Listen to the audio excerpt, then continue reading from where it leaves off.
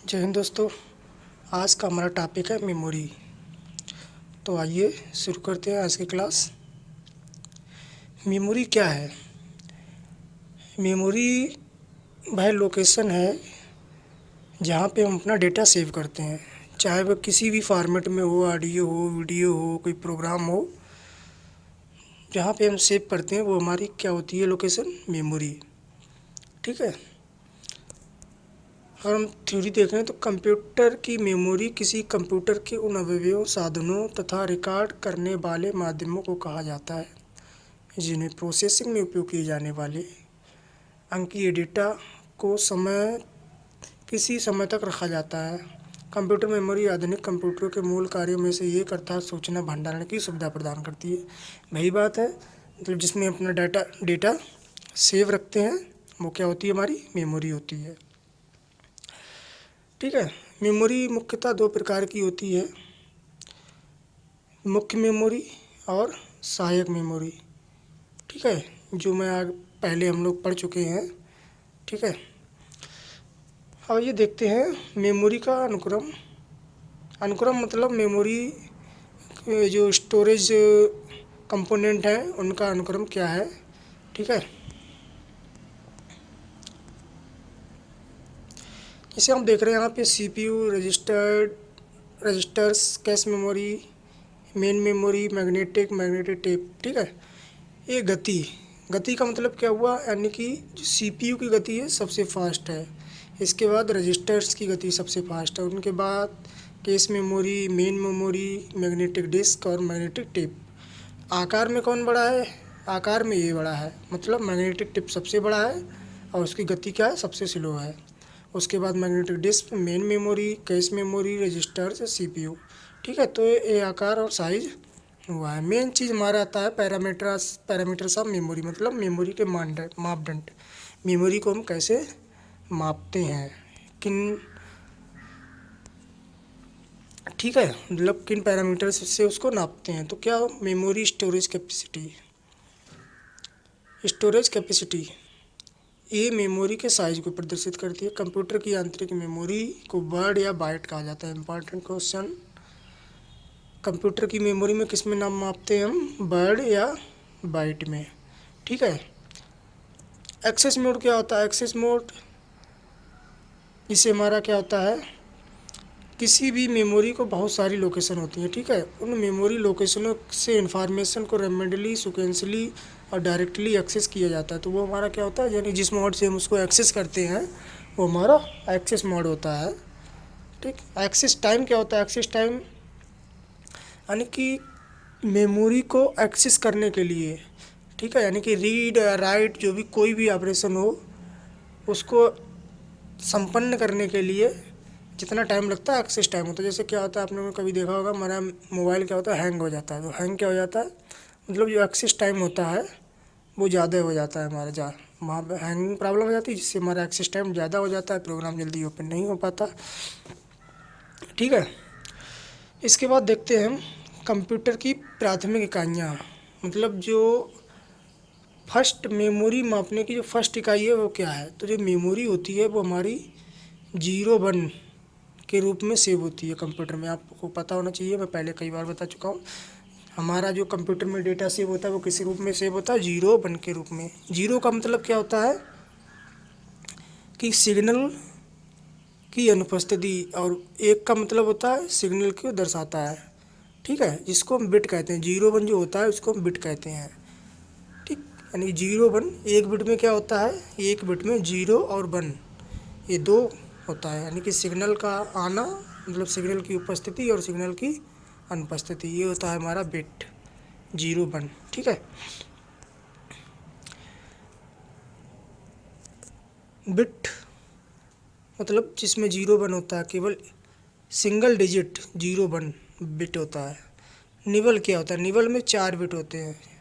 4 bit का मतलब एक बिट में 0 1 2 हो गए, तो 4 बिट में 8, यानी कि 4 0 4 1। ठीक है, इस तरह से निबल हो गया। बाइट क्या होता है? एक बाइट में 8 बिट होते हैं। इम्पॉर्टेंट याद रखने का। ठीक है। आगे ये सभी मात्रक हैं, ये सब आपको याद रखने हैं। मोस्टली सभी लोग जानते होंगे, मतलब मोबाइल में हम लोग आजकल यूज ही करते हैं। ठीक है, कितने केबी का फाइल है, कितने एमबी की फ़ाइल है, कितने जीबी की फ़ाइल है, ये सब। तो केबी क्या होता है? किलोबाइट। किलोबाइट मेमोरी में 124 बाइट्स होते हैं। एक केबी में कितना? 124 बाइट। तो उसी तरह से बढ़ता है, बस सीक्वेंस आपको याद रखना है। अगर आपको नहीं पता है तो केबी से बड़ा क्या होता है? एमबी। बोल देना एमबी। एमबी में स्पीड आ रही, ठीक है, यानी कि मेगाबाइट। तो मेगाबाइट में क्या होता है? 1024 किलोबाइट होते हैं, ठीक है। इसके बाद जीबी, गीगाबाइट। गीगाबाइट में क्या होता है? 1024 मेगाबाइट होते हैं, यानी कि 1024 एमबी होते हैं। टेराबाइट। टेराबाइट में क्या होता है? 1024 जीबी होते हैं, ठीक है। तो इसी तरह से हमको याद रखना है, केबी, केबी के बाद एमबी, एमबी के बाद जीबी और जीबी के बाद टीबी, मतलब टेराबाइट। कितने कितने होते हैं? 1024 बस याद रखना है, बाकी सब उतने, यानी कि एक केबी में 1024 बाइट्स, एक एमबी में 1024 केबी, एक जीबी में 1024 मेगाबाइट और एक टेराबाइट में 1024 जीबी, ठीक है। इसके बाद पेंटाबाइट उसी तरह से आगे बढ़ता जा रहा है। इसमें पेंटाबाइट 1024 टेराबाइट हो जाएगा, ठीक है। Exabyte 1024 petabyte, zettabyte 1024 exa. यहाँ टेराबाइट तक हमारा इम्पॉर्टेंट है, आगे ये इतना जानकारी के लिए आप याद कर सकते हैं, ठीक है। ये वही चीज़ है जो अभी हमने आपको बताया है, ठीक है। ये हो गया हमारा मेमोरी, मतलब मेमोरी के मापन, मेमोरी को किस रूप में मापते हैं, किन इकाइयों से उसको मापते हैं, ठीक है। इसके बाद आता है मेमोरी के टाइप्स ऑफ मेमोरी। मेमोरी कितने प्रकार की है, ठीक है। तो मेमोरी के दो भाग हैं, कौन कौन से? प्राथमिक मेमोरी, द्वितीयक मेमोरी। प्राथमिक मेमोरी को हम क्या कहते हैं? आंतरिक मेमोरी भी कहते हैं इसे, क्योंकि ये हमारे कंप्यूटर में जो होती है वो अंदर सेट होती है, ठीक है।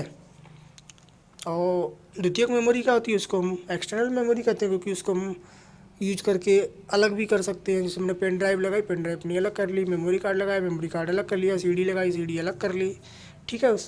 वो सेकेंडरी मेमोरी में आता है। तो आइए देखते हैं प्राथमिक मेमोरी। इसे आंतरिक मेमोरी भी कहा जाता है, क्योंकि ये कंप्यूटर में सीपीयू का ही भाग होती है। प्राइमरी मेमोरी में किसी समय चल रहे प्रोग्राम तथा उनके इनपुट डेटा और आउटपुट डेटा कुछ समय के लिए स्टोर किया जाता है। जैसे ही उनकी आवश्यकता समाप्त हो जाती है, उन्हें हटाकर दूसरे प्रोग्राम में रखे जा सकते हैं। ये चीज़ हम आगे पहले ही पढ़ चुके हैं, प्राथमिक मेमोरी सेकेंडरी मेमोरी के बारे में वही है, ठीक है। यानी कि ये सीपीयू से अटैच होती है और जब तक प्रोग्राम रन होता है तब तक का सभी डेटा उसमें सेव रहता है, ठीक है। ये रैंडम एक्सेस मेमोरी हम पढ़ चुके हैं पहले ही, ठीक है, यानी कि रैम। जब तक प्रोग्राम रन होता है तब तक कंप्यूटर की अस्थायी सूचनाएं क्या होती हैं? इसमें सेव रहती हैं। जैसे ही कंप्यूटर ऑफ होता है ये सूचनाएं क्लियर हो जाती हैं, नष्ट हो जाती हैं, ठीक है। ये हमारी रैम होती है। और रैम के दो प्रकार हैं, ये देखिए, ये पहले नहीं पढ़ा होगा आपने। Types of RAM. रैम कितने प्रकार की है? दो प्रकार की। पहला है डायनामिक रैम। डायनामिक रैम क्या है? इसे डी रैम भी कहते हैं, ठीक है। डी रैम चिप के स्टोरेज सेल परतों से एक ट्रांजिस्टर लगा होता है जो ठीक उसी प्रकार कार्य करता है जिस प्रकार कोई ऑन ऑफ स्विच कार्य करता है। इसमें एक कैपेसिटर भी लगा होता है जो एक विद्युत चार्ज को स्टोर कर सकता है, ठीक है। ट्रांजिस्टर रूपी स्विच की उपस्थिति के अनुसार वह कैपेसिटर चार्ज होता था, अनचार्ज हुई है। इन स्थितियों में 0-1 बिट माना जाता है, परंतु कैपेसिटर का चार्ज लीक हो सकता है, इसलिए उस चार्ज को फिर से भरने के या उत्पन्न करने का प्रावधान अर्थात रिफ्रेश किया जाता है, जिसके कारण इसकी गति धीमी हो जाती है। इस प्रकार डायनेमिक रैम चिप ऐसी मेमोरी सुविधा देता है जिसकी सूचना बिजली बंद होने पर नष्ट हो जाती है। डायनामिक का मतलब ही क्या था? चलने वाली, यानी कि जब तक कंप्यूटर चलेगा तब तक वो मेमोरी रहेगी। जैसे ही कंप्यूटर ऑफ होगा मेमोरी क्लियर। बस इतना याद रखना है डायनामिक मेमोरी क्या थी, ठीक है। इसके बाद डी रैम के भी उदाहरण हैं, S D RAM, R D RAM, D D RAM, यानी कि synchronous dynamic RAM, रैम्बस dynamic RAM, double dynamic RAM, ठीक है। ये इनके टाइप हैं अलग। इसके बाद स्टैटिक क्या होता है? स्टैटिक रैम, एस रैम भी कहते हैं। इसमें डेटा तब तक संचित रहता है जब तक विद्युत सप्लाई ऑन रहती है।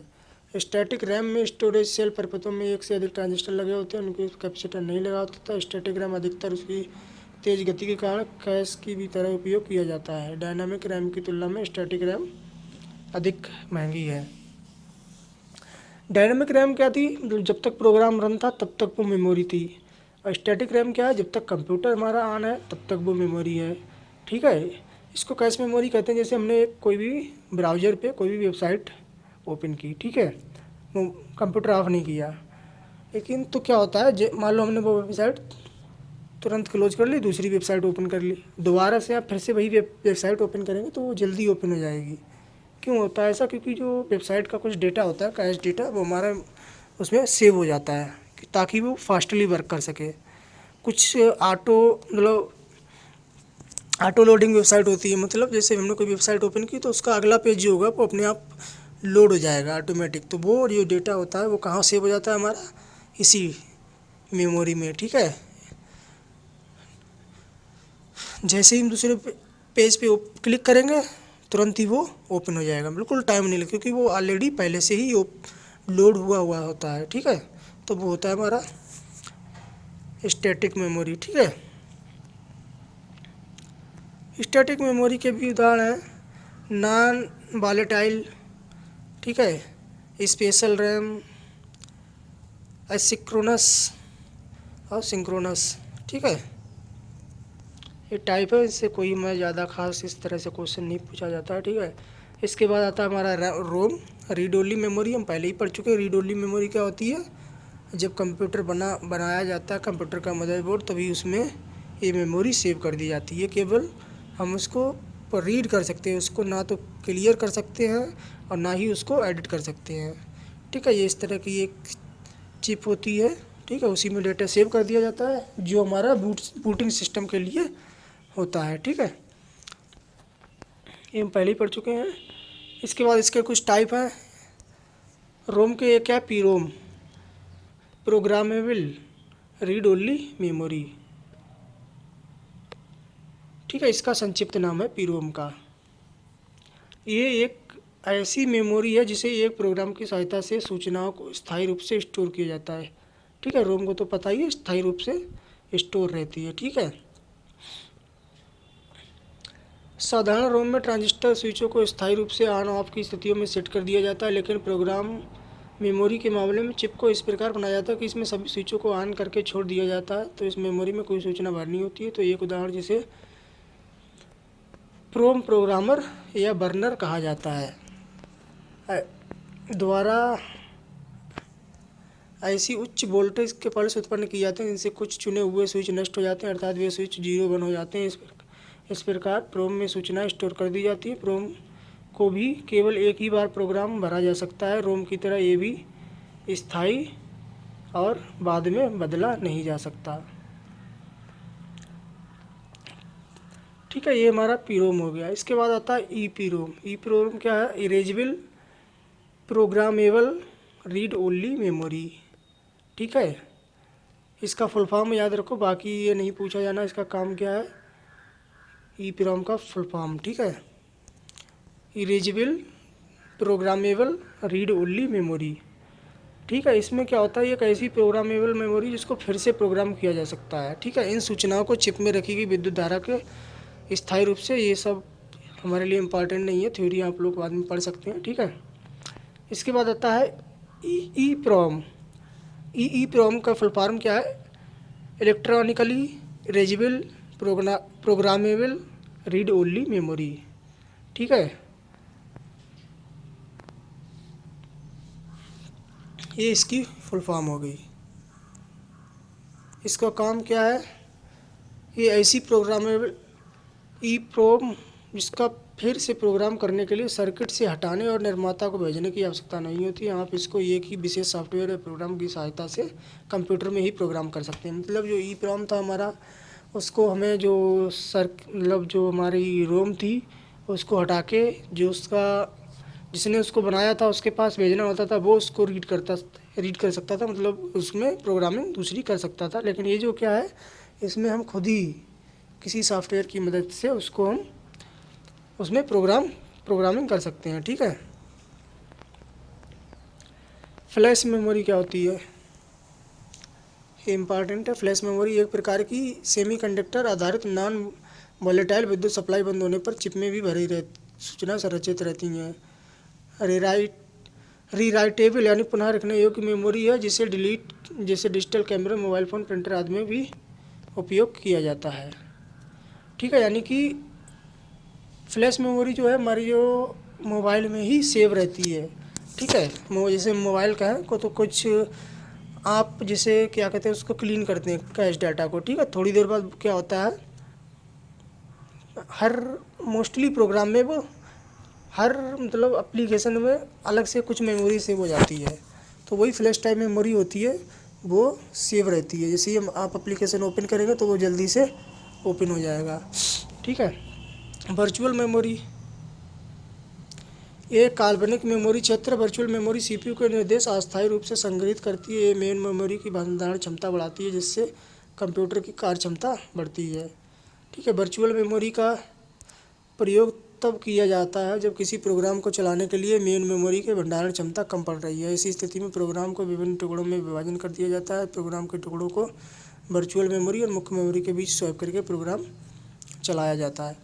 मतलब क्या होता है, जब प्रोग्राम हमारा बड़ा हो जाता है, कंप्यूटर की क्षमता कम हो जाती है, तो क्या होता है, उसको प्रोग्राम को टुकड़ों में डिवाइड कर देते हैं। जैसे आप कोई भी एप्लीकेशन ओपन करते होंगे, कोई भी सॉफ्टवेयर लोड करते हो, तो उसमें कई भी फोल्डर फाइल्स होते हैं। ठीक है। तो उसमें क्या होता है, जो मेन प्रोग्राम है वो तो हमारा कंप्यूटर में सेव रहेगा, बाकी जो मेमोरी कुछ होगी वो हमारे ड्राइव में सेव हो जाती है। ठीक है।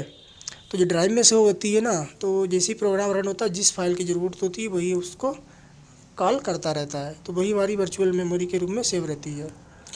द्वितीयक मेमोरी, सेकेंडरी मेमोरी आप जानते ही हैं, जो सीपीयू के बाहर होती है, जिसको हम अलग भी कर सकते हैं। ठीक है। और बिजली वगैरह बंद होने पे ये नष्ट नहीं होती है। ठीक है। तो सेकेंडरी मेमोरी के हम टाइप देखते हैं, कौन कौन सी हमारी सेकेंडरी मेमोरी में आते हैं। ठीक है। ये चीज़ें हैं कुछ जो हमारी सेकेंडरी मेमोरी में आती है। मैग्नेटिक डिस्क में हार्ड डिस्क आती, ड्राइव, फ्लॉपी डिस्क और मेमोरी डिस्क। ऑप्टिकल डिस्क में सीडी, डीवीडी, ब्लू-रे डिस्क। ठीक है। और सॉलिड स्टेट में पेन ड्राइव, फ्लैश ड्राइव। ठीक है। ये हमारी सेकेंडरी मेमोरी के कुछ एग्जाम्पल हैं। चलो देखते हैं क्या होता है secondary memory. Floppy disk. Floppy disk क्या होती है, एक वृत्ताकार डिस्क की तरह होती है। ठीक है।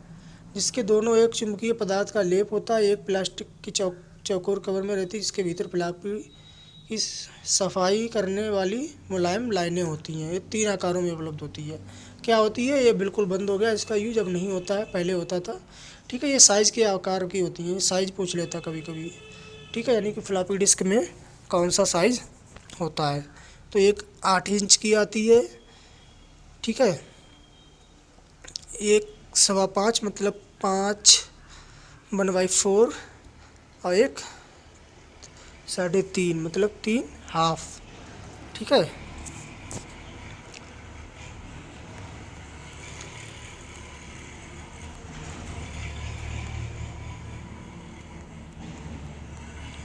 इसके बाद आता है हमारा हार्ड डिस्क। हार्ड डिस्क आप जानते ही हैं, हमारी जो कंप्यूटर में अंदर होती है। ठीक है। ये फिक्स्ड डिस्क है, फिक्स्ड डिस्क है। ठीक है। कई आकारों और क्षमताओं में होती है, जैसे 500 GB की, 1000 GB की, आप लोग जानते ही हैं। जैसे ही आप चाहें वैसे कंप्यूटर के लिए हम अपने इसको घटा बढ़ा सकते हैं। ठीक है। और इसकी हमें जो क्या कहते हैं इसको, ये इसमें कार्य संरचना दी हुई है, उससे हमें कोई मतलब नहीं। आप इसका सीधे फ़ोटो देखिए क्या होती है, किस तरह की होती है। ये होती है हमारी हार्ड डिस्क। क्या होती है, सीडी टाइप की इसमें एक मतलब डिस्क होती है। ठीक है। यहाँ पे उसको रीड करने के लिए रीड राइटर होता है। ठीक है। ये हमारा उसको रन करने के लिए होता है। तो ये पूरी उसकी संरचना है हार्ड डिस्क की, इसी में डेटा हमारा सेव रहता है। ठीक है। इसके चक्कर घूमने के आते 3600 चक्कर प्रति मिनट से 7200 चक्कर प्रति मिनट। जैसे ही यूज होगा, ज़्यादा यूज होगा तो तेज़ी से होगा। जैसे क्या होता है, कभी कभी आपने देखा होगा कंप्यूटर बहुत तेज़ी से मतलब कंपन करने लगता है, ठीक है। तो उसी तरह से है, ठीक है। ये हमारी डिस्क हो गई, अलग अलग साइज़ की होती है। इसके बाद मेमोरी स्टिक। मेमोरी स्टिक आप जानते ही हैं, हमारा जो मेमोरी कार्ड होता है वो मेमोरी स्टिक होता है, ठीक है। इसका आकार आप नोट कर सकते हैं, ठीक है। इस तरह का आकार होता है, लंबाई, चौड़ाई और मोटाई मिलीमीटर में। ये इसका हमारा आकार होता है मेमोरी कार्ड। क्षमता इसकी कितनी होती है? 4 MB से 256 GB तक मेमोरी कार्ड आप जानते ही हैं, ठीक है। तो 4 MB से मिनिमम 4 MB का मेमोरी कार्ड बन सकता है, मैक्सिमम 256 MB का, ठीक है, सॉलिड स्टेट में। कॉम्पैक्ट डिस्क CD, ठीक है, एक विशेष प्रकार की डिस्क होती है, ठीक है। डेटा प्रायः एक ही बार लिखा जाता है, उस पर कितनी बार भी पढ़ा जा सकता है। इस पर एक बार जो लिख गया वो कई बार भी हम उसको रीड कर सकते हैं। इसमें ऐसी सूचनाएं स्टोर की जाती हैं जो स्थायी प्रकृति की हो, जिनकी आवश्यकता बार बार पड़ती हो, जैसे टेलीफोन डायरेक्टरी, फ़ोटो वगैरह, मूवीज़ वगैरह, इसके लिए, ठीक है।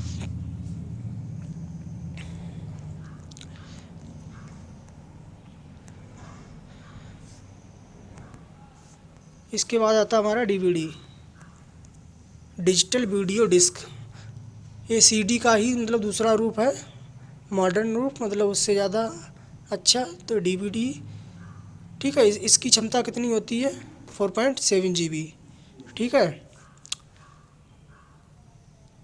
2 GB से अधिक हो सकती है, मतलब मोस्टली 4.7 जो जिसमें मूवी वगैरह आती थी वो हमारी 4.7 GB की होती थी, ठीक है। ये हमारी DVD होती है। इसके बाद आता है ब्लू रे डिस्क। ब्लू रे डिस्क नाम से भी जाना जाता है। ये ऑप्टिकल डिस्क संग्रहण माध्यम से, इसका मानक DVD का प्रारूप का स्थान लेने के लिए बनाया गया है। ब्लू रे डिस्क का नाम इसे पढ़ने में प्रयुक्त नीले बैंगनी रेजर से लिखा गया है, ठीक है। ये ब्लू रे डिस्क है, ठीक है, इस तरह का।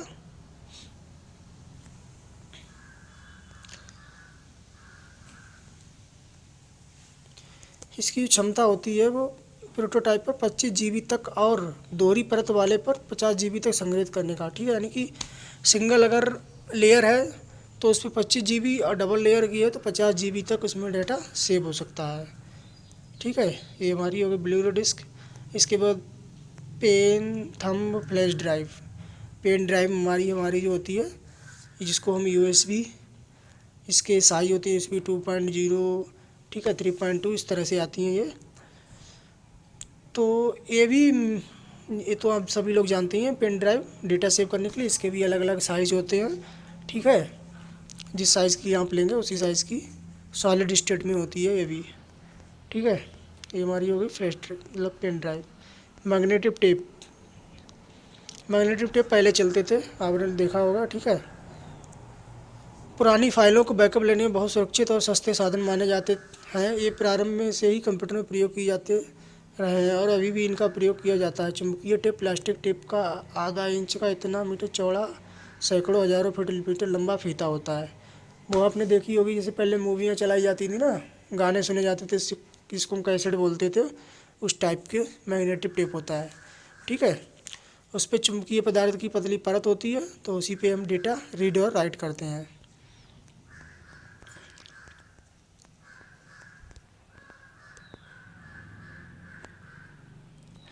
ये साइज़ दिए हुए हैं। फ्लॉपी डिस्क जो होती है उनके अलग अलग साइज़, मेन चीज़ हमारे लिए यही है साइज़, बाकी तो सब आप जानते ही हैं और उनके बारे में क्या क्या होता है, ठीक है।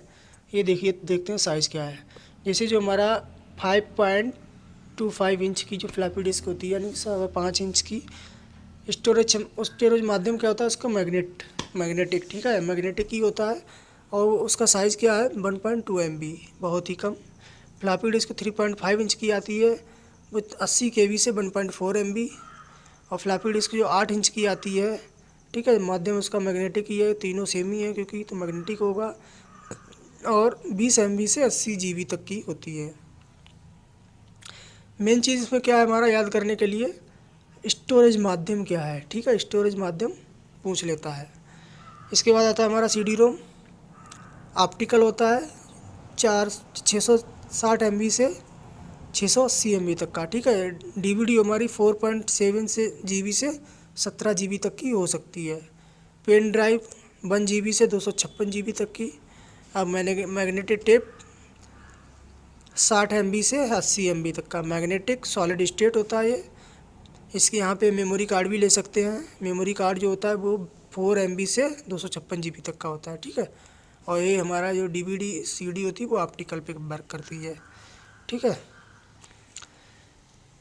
ये हमारे कुछ इम्पॉर्टेंट फैक्ट है, इसको आप पढ़ सकते हैं हमारे नोट्स से। ये हमारा आज का टॉपिक था मेमोरी। आशा करता हूँ आपको पसंद आया होगा। अगर हमारा ये वीडियो अच्छा लगा हो तो वीडियो को लाइक करें, दोस्तों के साथ शेयर करें और हमारे चैनल को सब्सक्राइब करें। Thank you.